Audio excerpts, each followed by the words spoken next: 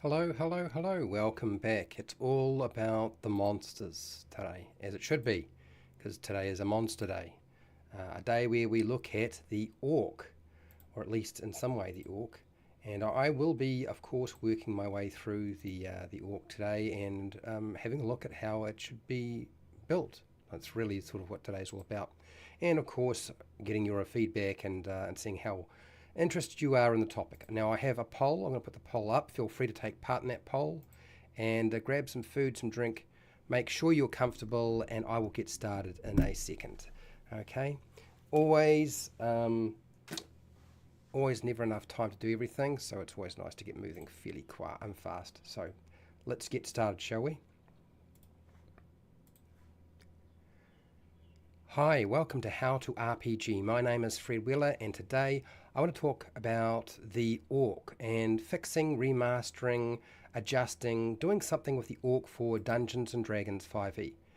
Now, the orc for Dungeons & Dragons 5e is actually a pretty good monster in terms of its design, believe it or not. I wouldn't say there's a lot to be done to this monster, but we're still going to have a look at what can be done to this monster and if there's anything that needs to be sorted out, because I've run a lot of orcs over the last 12 years during D&D Next and for 5e. I've seen how they play out with other game masters as well, because I have a group that are all made up of game masters and dungeon masters as well. And the thing that I've found with the orc is it's pretty solid mathematically. And I wouldn't say there's a lot that needs to be changed ultimately. But the one thing that has almost been consistent is these two things that happen. Either you don't have enough orcs and they're dead within about one round, maybe 1.5 rounds if you like, and that's even if you max out their hit points. So the timer on them is kind of a bit short, right? And you could say, well, Fred, between 1 and 3 rounds is fine. So if they're lasting 1 round to 1.5 rounds, that's within the parameters of 5e, and I wouldn't disagree with that. But I would also say that sometimes it's a little bit frustrating, because when you try to increase the power of the encounter, in other words, the difficulty of the encounter, you add more orcs. The problem with adding more orcs is because they hit hard and they do it fairly well, because they've got great axes and they can cover the battlefield very quickly because they move so fast. The end result is you wind up with these two things that happen. Either the orcs, too small a group, wiped out, or, and that's even with experienced players, and this could be just having 2 or 3, a small group. But if you go higher and increase the number, and they manage to swarm or surround one character, that character's kind of buggered. That's another thing you discover. That would normally happen with most characters, right? If you get surrounded by things. That's actually not true. If you look at something, even the kobold or the zombie, it doesn't really do that. And the zombie is a challenge rating 1 monster, and the orc is a half challenge rating monster, which is strange, isn't it? It's kind of weird that it works out that way. The zombie's probably not as dangerous as the orc. And it's probably because of the damage output. The zombie should be buffed up. It should be a lot stronger. And I've done that already on this channel, and it's on Patreon. So we need to look at the orc. I'm going to look at the maths for it. I'm going to ask you a question around the orc and see what you think needs to be done. I had a look at older versions of the orc, and I don't think there's any definitive thing that stands out with the orc. It's how you role play those orcs that seems to be the most important aspect. Rather an interesting development. So I'm going to just ask this question in chat, and then you will let me know. What changes would you make to the orc? Okay, this is my question. Feel free to use the chat for that. And what I'm going to do is I'm going to do the math behind it. I go through it and just sort of show you what I would do to make an adjustment to this so that it works a little bit better. And probably, will give you a bit more of a challenge without the strange swinginess that the monster currently has. Probably because some of the maths is not quite where it needs to be, and that's all it is. Very, very small tinker, and of course it's a very common monster. We use it all the time. Yeah. So let's get over to here. This is the stat block that I've started to repair. And I'm going to be working through the Dungeon Master Guide for 5e. There is a table in here. I've been using this a lot. It's not perfect. It certainly needs adjustment, okay?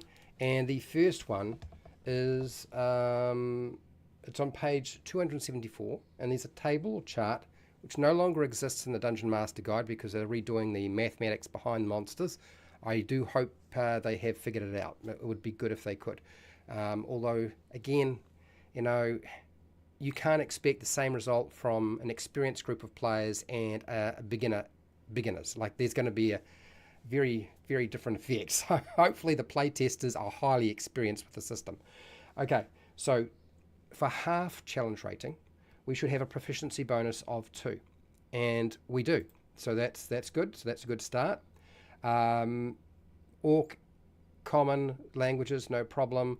We'll just have a look at our armor class. Should be a 13, and it is. And they wear hide. They don't have shields, but they do have a great axe. For me, this is probably spot on. Now, even though the dexterity bonus is a +1, the hide armor we just count as a +2. Okay, this doesn't need adjustment. I put it in yellow just because I wanted to talk about it very quickly. It's perfectly fine the way it is. Now, this is where things get a little bit more interesting. If we go over here, you'll notice that their hit points on average are 15. I find that it takes about 2 blows. So if you have a character that has 2 attacks at level 1, because, you know, an orc is going to be faced where you're either level 1 or higher. So we take the lowest denominator first. How is it going to affect that? And I find that it is possible for a character, depending on what it is, to probably kill the orc, that one orc, either in 1 blow or 2 blows, and it's dead if it's got 15 hit points. If we go 22 hit points, and I usually run them at max, what I find is they're still dead within about 2 or 3 blows, which you would think would be strange, but the reality is that from 15 to 22 is only another 7 points, which is pretty average for most characters at level 1. It's doable, and that's not even counting in a critical hit, right? So then we have to look at, well, what should the hit points be? And it recommends, which is quite surprising, 50 to 70 hit points. Now, I would say 70 is pretty high for a half challenge rating monster. That seems like a lot. So what would be happening if I do this and I push them to 55 hit points? And you think about this. If I was to structure this for level 1 characters, what I would be wanting to do is give them 1 orc, which would be an easy fight. They probably should have no problems with this. Or I would give them 2 if they had 4 or 5 characters and they're level 1. I would give them 2 orcs. That's ultimately what we would aim for, rather than 4 or 5 or 6 orcs. Okay, because then you get that problem where if they can swarm one individual who's holding the front line, or even 2, they wind up having too much of an advantage, just because they hit hard at the tail, the high end of the mark. And it's not even that far off. It's just because you're dealing with level 1 characters, right? Okay, so that's what we really want, is we want to have as fewer orcs as possible. So 37 being the average and 55 being at the top end would actually fall pretty close to where that needed to be. So I'm going to take this out. Okay, because what I want to do is, instead of having 2d8, I want to have 5d8, and of course, instead of being a +6, it'll be a +15, because it's obviously 5 times the con modifier, which comes out as 15. Okay, so that's our new maths for our hit points. What this means now is you pick a range between 55 and 37, depending on the skill level of your group. If it's a lower end and less skilled group, then you're going to go with 37. If you have a small group, if you don't have 4 players at least, and only have 3, then you'd be aiming for the bottom end. But you could go as high as 55, and that should get you about 2.5 to 3 rounds if you're only dealing with 2 orcs and the group is level 1, and say they have 4 or 5 players. I would say it would take them about 2 or 3 rounds to dispatch those orcs, because they're all going to be hitting and nailing the same targets, right, until one goes down. That should work perfectly fine, because as I said before, I've found that almost always they tend to last about 1.5 rounds 1 round if I'm really unlucky. And that's usually about it. I don't usually get 2 or 3 rounds out of the battle. So they're not really that exciting as a fight. It's how you role play them. They always seem like they're exciting, but they're not. Okay, so if we go over to the stat block here, you'll notice that it's only got an intimidation. And what I would like to do, because it's an orc, is I would like to add in acrobatics and give them a +5, because their strength is 3 and their proficiency bonus is 2. So I'm going to take this, cut that, stick that over here. And I think that will help sort of reinforce that orcs are good at strength-based stuff.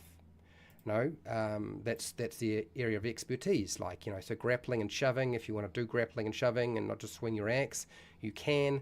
It'll be easier for them to resist it. It won't be just about their straight strength score.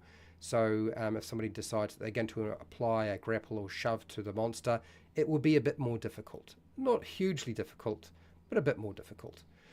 Dark vision at 60 feet. The problem is that every single class, every single race just about in 5e has dark vision up to 60 feet. In some cases even further. So in some cases they can even see into magical darkness. So, and there's a whole lot of things that allow them to get magical darkness vision anyway. And this orc has only got dark vision at 60 feet. And the idea being that they probably spend more time in the dark than anything else. Now, what I did find is there is precedence in older D&D for a penalty to be applied when an orc is in the light, in bright light. There's a penalty that they would apply. That penalty has been removed. It's been removed by the playable orc already, and in the stat block it's been removed again. So what I want to do is I just want to extend out their vision a little bit more. Instead of 60, I'm going to make 120. That means they should have at least an advantage on the player characters in terms of the range. Most fights and passageways tend to be only about 50 or 60 feet long anyway. So, and most fights seem to start at that distance. So I don't know if it's going to really matter, but yeah, I'm going to give them at least a bit of an advantage there. Going down here into the maths, I'm going to come back to aggressive because I need to discuss that a little bit more. The Great Axe. I'm fine with the Great Axe, that's fine. The next thing we have is we have the melee weapon attack, and it says a +5. Now it says here we should be looking at a +3 for half challenge ratings. I wouldn't do that. Unless you're dealing with a 0 level challenge rating, I would never go lower than a 5. And the reason being primarily is because you just will not hit often enough. Even with this, the chances are that you're only going to hit, say, if you consider you're rolling probably a 10 on a 20-sided dice, so you're getting maybe a 15. Yeah, you're probably only going to be hitting about 25% of the time, 25% of the time maybe 50, between 25 and 50% of the time. Heck, it might even be more like 50 to 75% of the time. So it's not very high. I think most monsters should just sit here. So this is actually good. And the javelin throw, no problems either. I know this doesn't look like I'm doing very much today because I haven't done that much today. But even when I think Wizards of the Coast has not done a good idea, I am willing to acknowledge when they have done something well. And I'm just trying to point out this is actually done very well. Next, we have a D12, which is a Great Axe. That's the normal weapon dice for that. And we add our strength modifier, gives us a 9. So how much damage should we be doing with an attack with our orc if we're challenge rating half? And it says between 6 and 8. This is only 1 point higher. Now, the problem with the Great Axe and the average damage that it does is that a level 1 character who is a spellcaster is probably only going to have about 7 or 8 hit points. They're probably not going to have 9 hit points. So they only have to be hit once, but they're in the back line, or should be. They're only going to get hit once and they go down. But they won't be dead because we don't have instant death just because you fell to 0 hit points. You have to do twice the maximum hit points of the character. So they'd have to do a lot more than that to be able to make it happen. Now, a critical could do that. It's possible. If you got a critical hit, you know, roll two 12-sided dice and you rolled really well on that critical hit, plus you add the 3, yes, a level 1 character, even a frontliner, potentially could be dead. That's very, very true. Except for maybe the barbarian who's probably going to be raging. But anyway, so they have that swinginess because of the big dice that you're using. So they're a high risk monster. But again, I don't think this needs to be moved for the Great Axe, so I'm not going to touch it. It's anytime it has to use a ranged attack is not its preferred method of attacking. And this is a lot less. You'll see here that this says it should be sitting at 6. It's 6 on average, 1d6 plus 3. But if we look at a half challenge rating, it says between 6 and 8. So this is actually perfectly fine. The preferred tool is the Great Axe over the Javelin, but it's still within the parameters. It's actually really well done in terms of the maths. The only thing we really need to look at is this and maybe something else we need to add that I'll discuss with you in a second. I am not fond of the bonus action. I think bonus actions slow down the combat. One, because if players are using it, they take too much time to take their turn. Bonus actions should be tied intrinsically in some way to what they do with their movement or what they do with their action, and I feel the same way about monsters. As soon as you have to start thinking in terms of movement, bonus action, action, and free action, and then of course there's reactions, but the key things you're thinking about is your movement, your bonus action, your action, and if you need a free action. There are 4 things to think about. There's too many things going on here. So let's remove one so we bring it right down to 3. So movement, action, free action. And most of the time we don't even have to process the concept of the free action, so now we've only got 2 things to think about as a Dungeon Master. So I'm going to rewrite this so that it looks a little bit differently to what it is right now. And ultimately it is just so that you're not thinking about bonus actions. You're just thinking about movement and action, okay?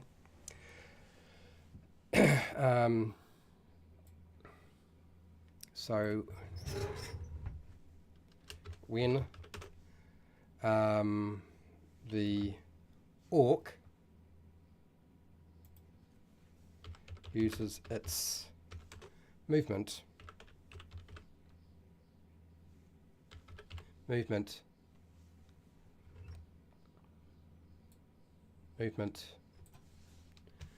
toward a hostile creature that it can see,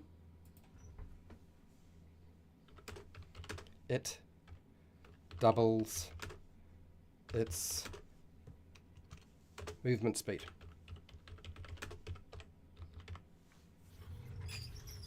That's all it's doing. It's pretty clear, it's pretty obvious. It's essentially doing the same thing, it's just described differently, and it's eliminating you having to process the concept of I need to think in terms of movement, action, and bonus action. Now, most monsters don't have bonus actions anyway, right? And I don't think we should include them if we can, even for the players. So that will actually make it fairly easy for you to actually process. You just know that if when the orc uses its movement towards a hostile creature that it can see, it doubles its movement speed. That's it. And it essentially does exactly the same thing. Now there's one other thing we need to discuss here about the orc, and that's morale and whether we should be including a condition immunity to fear. And I was very tempted to lay it in, but usually an orc doesn't get a benefit like this, even in AD&D, unless you're dealing with an orc having a stand, like a battle stand of some kind, which I don't think needs to be built into the stat block. I think that would be an extra thing on the side that you would utilize, saying that if you have a stand, at any time the orc needs to make a some sort of saving throw or check to be frightened or involved in some sort of morale check, that they have advantage or they have a plus bonus to it in some way, depending on what you want to do here. It's 5e, so advantage is it's a common way of approaching this. There's no easy way to tie it in other than that, I don't think it needs to be part of the stat block as such. But let's have a look and see what chat has to say. I'm kind of curious as to see what people have had. Oh, here we go. Hello, Wes. How are you? I would give them the reckless feature from the Minotaur stat block. I see where you're going with this. Now, here's the thing. That means that they're kind of swinging with it's more like a +8 to a +10 to hit. That's a pretty good attack bonus, honestly. Do you know what I mean? Honest question, but what is the point of giving a monster a bonus to intimidation? Here's the thing. Not everything is about fighting, Wes. Monsters can be used to be a role play aspect as well. I know what you're saying is like, you know, do I ever use my orcs to try to intimidate the players in some way? And usually we don't bother doing that, right? We don't. So I get what you're saying here. For me, I would just role play it and I wouldn't roll any dice. So the intimidation number there is really for those people who, when they get to the role play aspect and they want to have an interaction between monsters and players, that they rely on dice. I'm not really a fan of doing that, but I don't think that everybody should do it my way anyway, because I couldn't care less if they do it my way or somebody else their own way. It's all right with me. So I do, Wes, I totally get where you're coming from here. It is here primarily for those people who tend to rely on this. I mean, what would you contest it with if the player characters are ain't going to do anything? Like it's not really doing very much. Anyway, there may be another way of structuring this by giving it a different feature, which is to frighten the player characters.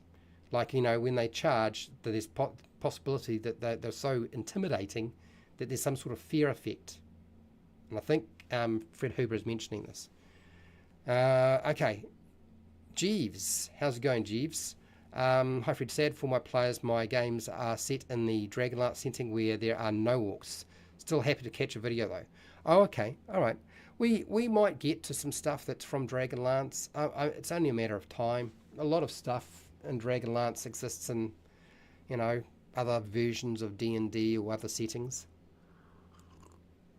So I was also looking at this book, which is Shadow Dark, one of my new favorite books around. And one of the things I did notice is that there was a, you know, sort of a section on raging.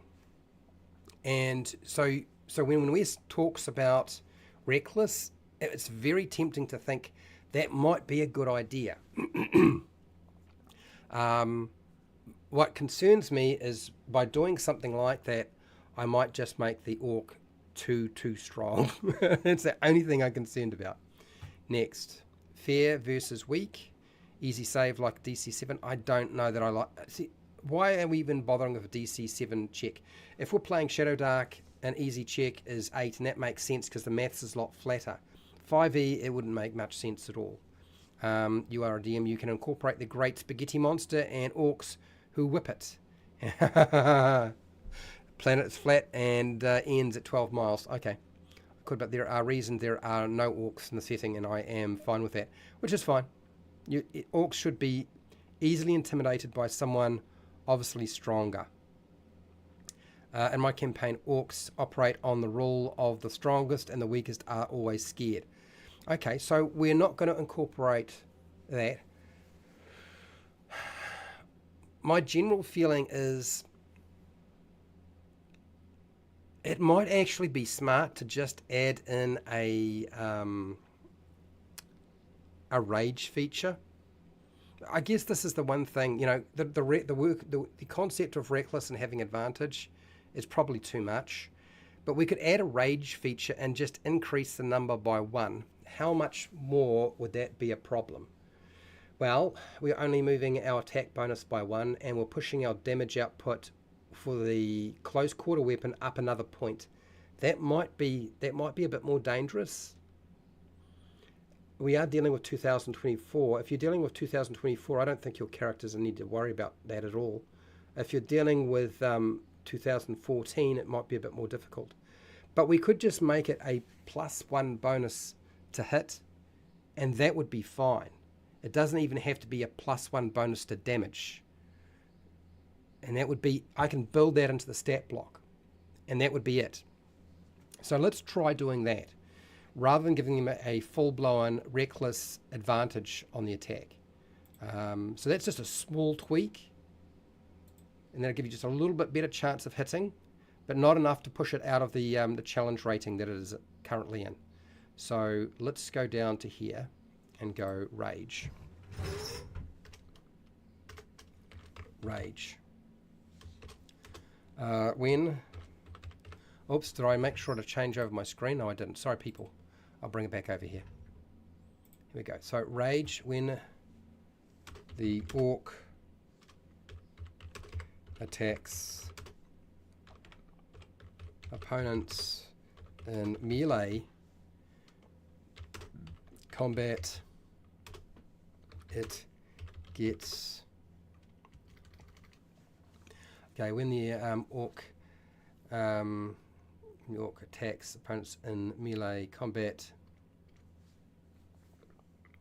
it, now I think 4E did something like this, in melee combat, it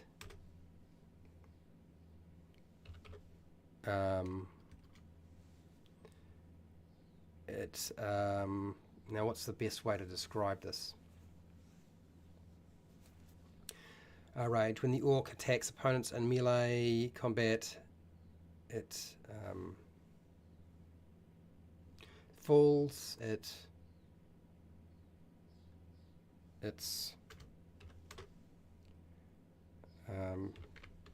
bloodlust assists in hitting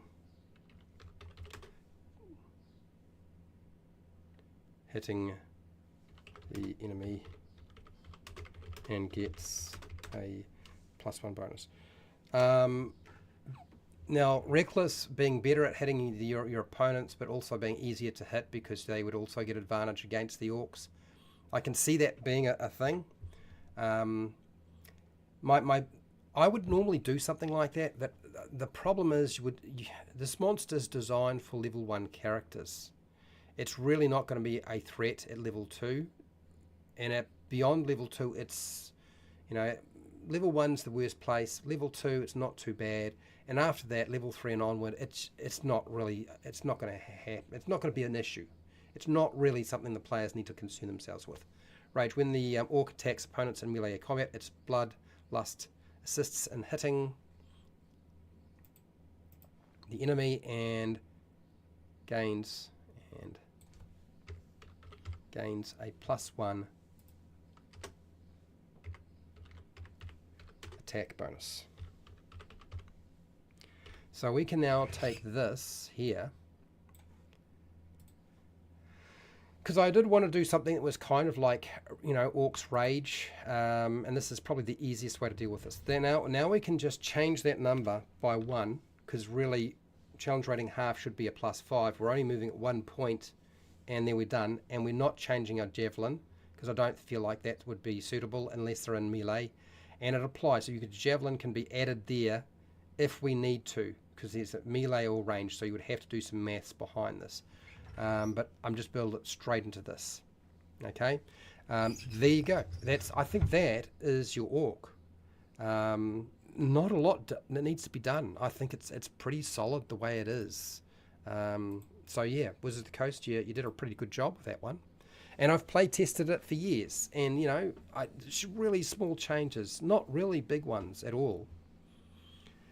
In my campaigns, orcs operate on the rule of the strongest and the weakest are always scared.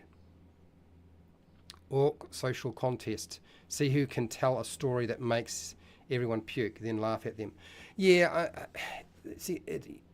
something like the intimidation check is really only going to come into play if you're using your orc outside of combat, and it's more in a social context, and you're deciding to use, dice mechanics. after they hit, and for as long as you keep hitting every round. No, I'm not going to worry about that. Look, we do not need to track the rage of an orc. Player characters, I don't even think you need to track. I don't think barbarians should have to track how long they're raging. Just rage, that's part of the feat, should be done with it. It just creates too much complexity. I don't think you need to do that at all. So I wouldn't encourage it, and I'm probably not going to design around that. Every time I do these things, I'm always thinking in terms of how do I make it feel more like the monster that it should be, but also I'm trying to think, how can I make your life easier to run it? I don't want you to wind up getting, bogged down by game mechanics. It's just not a fun thing. And would you believe it? That's pretty much everything there is for today. I don't think there's anything else that needs to be done. So this is a short one. Now we're going to have a few very short live streams on monster building. That's just part and parcel of doing the simpler monsters rather than the really complicated ones which make my head explode because they have spells. Do you think the orc for Dungeons & Dragons 5e needs fixing? Yes, 33%. Just watching, 33%. Undecided, 25%. No, 8%. 12 votes. So yeah, I wouldn't say it was a definitive either way, but I've done what I can with it, and I think that should be at least the beginning of some new testing, because I only wanted to make slight adjustments to this thing anyway. Because like I said, maxing out the hit points just changed the time frame. I just need to extend that time frame a bit longer. Okay, so thank you for watching and listening. Thank you to all of my patrons who support me on Patreon. Thanks for taking part in the poll if you took part in the poll. A huge thank you to everybody in chat that's been providing their feedback and ideas. Fred Huber, Jeeves, and Wes. Okay, really do appreciate you chiming in and giving some feedback on today. It really makes a big difference. Otherwise, I'm just talking to myself, aren't I? So wherever you are in the world, whether it be the morning, the afternoon, or the night, please look after yourself, your family, and your friends. Be nice to your neighbours. And, I'm probably doing the Minotaur. No, is it the Minotaur? The Manticore, not the Minotaur, the Manticore. I think that'll be the one I'm doing next week. So till next time, keep rolling those 20s.